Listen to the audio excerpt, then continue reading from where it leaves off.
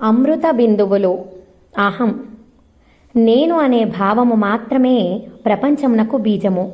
శరీరంను నేను, నాది అని తలంచుట వల్లనే అనేక విధములు అనంతములకు దుఃఖములు సంభవించును.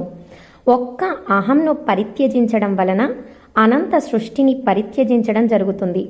ఎందుకనగా అహం అనునదియే సకల జగత్తును ధరించి ఉండును.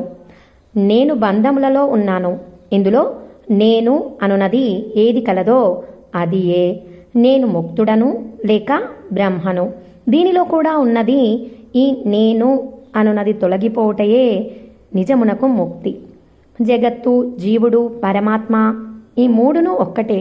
కానీ అహంకార కారణమున ఇవి మూడుగా కనిపించును. వాస్తవమునకు అసాంగత్యము శరీరముతోనే జరగవలెను. సమాజములో అసాంగత్యముండినచో అహంకారము తొలగిపోదు, అది వృద్ధి అగుచునే ఉండును. మన స్వరూపము చిన్మయ సత్తా మాత్రమే, అందులో అహం లేదు. ఈ విషయము అర్థమైనచో ఆ క్షణమే జీవన్ముక్తి కలుగును.